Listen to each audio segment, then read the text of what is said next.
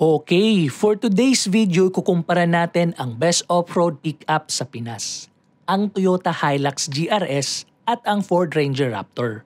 At gaya ng dati, papaliwanag natin yan sa malinaw at mabilis na paraan. Ayoko nang sayangin ang oras nyo, kaya simulan na natin. Difference number 1, color availability. Sa Hilux GRS, may red, white at black. Sa Ranger Raptor naman, may orange, white, black, blue at gray. Difference number 2, price. Sa Hilux GRS, para sa black, 2,166,000 pesos. At para sa red and white, additional 20,000 pesos. Sa Ranger Raptor naman, para sa white, black, blue and gray, 2,339,000 pesos. At para sa orange, additional 10,000 pesos. Difference number 3, engine. Sa Hilux GRS, naka 2.8 liter turbo. Sa Ranger Raptor naman, naka 2.0 liter bi-turbo. Sa maximum power o yung lakas pagdating sa top speed, sa Hilux GRS, 224 horsepower. Sa Ranger Raptor naman, 210 horsepower. At sa maximum torque o yung lakas pagdating sa initial acceleration, sa Hilux GRS, 550 Newton meters. Sa Ranger Raptor naman, 500 Newton meters. Difference number 4, dimension. Sa length, mas mahaba ang Ranger Raptor ng 61mm. Sa width, mas malapad ang Ranger Raptor ng 8mm. Sa height, mas mataas ang Ranger Raptor ng 42mm. Sa wheelbase o yung haba from front wheelbase to rear wheelbase, mas mahaba ang Ranger Raptor ng 185mm. At sa ground clearance, mas mataas pa rin ang Ranger Raptor ng 25mm. Difference number 5, tires and wheels. Sa Hilux GRS, naka Yokohama all-terrain tires. Sa Ranger Raptor naman, naka BF Goodrich all-terrain tires. Sa size, sa Hilux GRS, 265/65 R17. Sa Ranger Raptor naman, 285/70 R17. At pareho naman silang naka-alloy black mugs. Sa spare tire, sa Hilux at Raptor ay parehong full-size spare tire.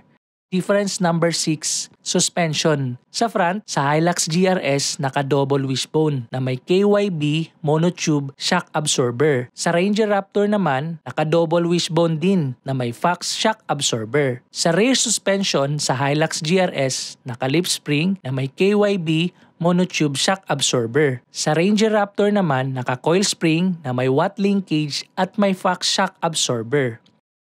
Difference number 7, brake system. Sa Hilux GRS, sa front, ventilated disc na may red GRS caliper. Sa rear, solid disc na may red GRS caliper. Sa Ranger Raptor naman, sa front and rear, parehong ventilated disc. Difference number 8, sports bar. Sa Hilux GRS lang meron ito. Difference number 9, rear mudguard. Sa Hilux GRS lang din meron ito. Difference number 10, front grille. Ito sa Hilux GRS, ito naman sa Ranger Raptor. Difference number 11, functional hood vents. Sa Ranger Raptor lang meron ito. Difference number 12, headlamps at DRL. Sa Hilux GRS, naka-LED bi-beam projector. Sa Ranger Raptor naman, naka-LED matrix. Sa DRL, ito yung sa Hilux GRS at ito naman sa Ranger Raptor.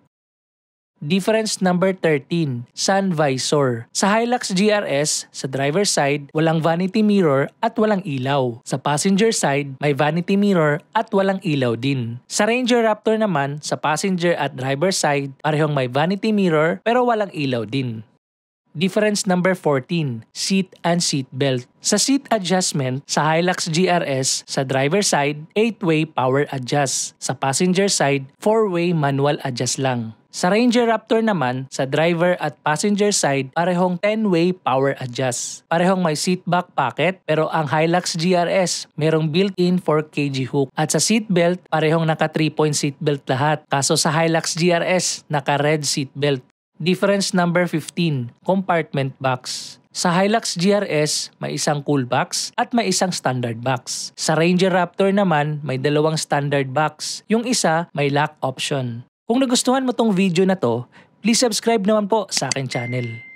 Difference number 16, ready available auxiliary switches. Sa Ranger Raptor lang meron ito. Difference number 17, meter cluster. Sa Hilux GRS, analog na may small digital display. Sa Ranger Raptor naman, 12-inch digital display. Difference number 18, four-wheel drive switches. Sa Hilux GRS, may H2 or high-speed two-wheel drive or 2x4 for normal drive. May H4, high-speed four-wheel drive or 4x4 high. At may L4 or low-speed four-wheel drive or 4x4 low para sa akyatan at madudulas na uphills. Sa Ranger Raptor naman, may 2H or high-speed two-wheel drive, may 4H or high-speed four-wheel drive, may 4L or low-speed four-wheel drive, at may 4A or four-wheel drive automatic based sa road terrain na sinelect mo. Ang GRS at Raptor ay parehong may rear differential lock switch. Kung nasa off-road ka na daan, at napansin mo iisang wheel lang ang umiikot sa likod, ang rear differential lock ay mag-a-assist sa sasakyan para magsabay ang ikot sa likod at magbigay ng extra traction.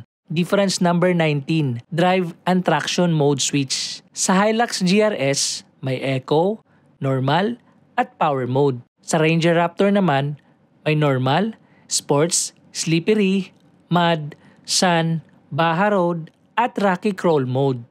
Difference number 20, shifter. Sa Hilux GRS, gated type. Sa Ranger Raptor naman, electronic shifter na may feature na kusang bumabalik sa park if in case nakalimutan mong ilagay sa park pagkatapos mong ma-turn off ang engine. Difference number 21, parking brake. Sa Hilux GRS, manual parking brake. Sa Ranger Raptor naman, electronic parking brake. Difference number 22, infotainment. Sa Hilux GRS, 9-inch landscape orientation. Sa Ranger Raptor naman, 12-inch portrait orientation. At pareho namang naka-wireless Apple CarPlay at Android Auto. Difference number 23, sonar o sensors. Sa Hilux GRS, may 2 sa front at may 2 sa likod. Sa Ranger Raptor naman, may 6 sa front, may 6 sa likod at isa-isa sa rear combination lamps. Difference number 24, power supply. Sa front, sa Hilux GRS, isang Type A, isang Type C, at 2 12-volt socket. Sa Ranger Raptor naman, isang Type A, isang Type C, at isang 12-volt socket na nasa armrest. Sa second row, sa Hilux GRS, walang power supply. Sa Ranger Raptor naman, isang Type A, isang Type C, isang 230-volt socket. Sa cargo space, sa Hilux GRS, walang power supply. Sa Ranger Raptor naman, isang 12-volt socket at isang 230-volt socket. Difference number 25, grab handle. Sa top, sa Hilux GRS, may 4. Sa Ranger Raptor naman, may 3. Wala sa driver side. Sa A pillars at sa second row pillars, pareho naman silang merong grab handles. Difference number 26, cargo space or cargo bed. Ito sa Hilux GRS. Ito naman sa Ranger Raptor. Kaso sa Hilux, yung top sidings sa cargo space ay hindi na covered ng cargo beddings, di gaya ng Ranger Raptor. Difference number 27, tire pressure monitoring. Sa Ranger Raptor lang meron ito. Difference number 28, active park assist. Ito yung feature na kusang magpapark yung sasakyan. Sa Ranger Raptor lang meron ito. Difference number 29, cruise control. Sa Hilux GRS, may adaptive cruise control. Sa Ranger Raptor naman, may adaptive cruise control na, may stop and go at lane centering pa. At difference number 30, safety features. Evasive steer assist. Sa Ranger Raptor lang meron ito. Parang pre-collision system lang din to. Ito yung feature na kusang mag-a-apply ng brake kapag nakadetect ng sasakyan sa unahan na nakahinto. Pero itong feature na to kusang iiwas sa sasakyan gamit ang steering wheel kung ang pag-a-apply ng brake ay hindi sapat para makahinto. Post-impact braking. Sa Ranger Raptor lang meron ito. Ito yung feature na kusang mag-a-apply ng brake ang sasakyan after magkaroon ng impact sa aksidente. Driver alert system. Sa Ranger Raptor lang meron ito. Ito yung feature na imo-monitor ng system ang driving pattern mo. Kapag na-detect ng system na irregular or pasuray-suray ang pagdadrive mo, magbibigay ang system ng audio at visual warning sa instrument cluster. Reverse brake assist. Sa Ranger Raptor lang meron ito. Ito yung feature na kusang magbe-brake ang sasakyan during reverse kapag may na-detect na obstacle or sasakyang papalapit sa likod. Automatic high beam. Sa Ranger Raptor lang meron ito. Ito yung feature na kusang bababa yung ilaw sa gabi kapag may nakasalubong sa daan at kusang mag-high beam naman kapag walang nakasalubong. Ang Hilux GRS at Ranger Raptor ay pareho namang merong blind spot monitoring para magbigay ng warning para sa blind spot sa side. Rear cross traffic alert para magbigay ng warning para sa blind spot sa likod. Hill start assist control para tumulong na di aatras ang sasakyan sa pag-arangkada sa uphill. Downhill assist control para tumulong mag-maintain ng speed sa downhill kahit di mo naapakan ang brake. Pre-collision system para mag-detect ng sasakyan sa unahan at kusang mag-a-apply ng brake if in case di ka naka-brake agad. At lane departure alert, magbibigay ng audio at visual warning kapag naa-out of lane ka na sa kalsada. At eto naman yung kanilang similarities. Number 1, parehong may paddle lamp. Number 2, parehong smart entry. Ito yung pag-unlock at papasok ka ng sasakyan kahit di mo na ilabas yung susi o remote ng sasakyan. Number 3, parehong power adjust at power fold side mirror. Number 4, parehong may center armrest sa front at sa likod with cup holders. Number 5, parehong may LED overhead lamp at may lagayan ng sunglasses. Number 6, parehong may auto-dimming rear view mirror. Number 7, parehong push start. Number 8, parehong may 6 speakers. Number 9, parehong may dual zone auto climate AC at pareho ding may air vent sa second row. Number 10, parehong may cable at wireless charging. Number 11, parehong naka-leather seat at may orange accent. Ito sa Hilux GRS, ito naman sa Ranger Raptor. Number 12, parehong may 7 airbags. Isa sa driver, isa sa passenger, isa-isa sa side ng driver at passenger, isa-isa sa curtain ng driver at passenger, at isa sa tuhod ng driver. Number 13, parehong may 360 camera. At number 14, parehong may cup holder sa AC vent sa front row. Okay? At syempre, lahat ng ito ay gabay lang. Kailangan nyo pa rin mag-test drive para sa sasakyang piliin. Maraming salamat po sa panonood. Please subscribe po sa aking channel.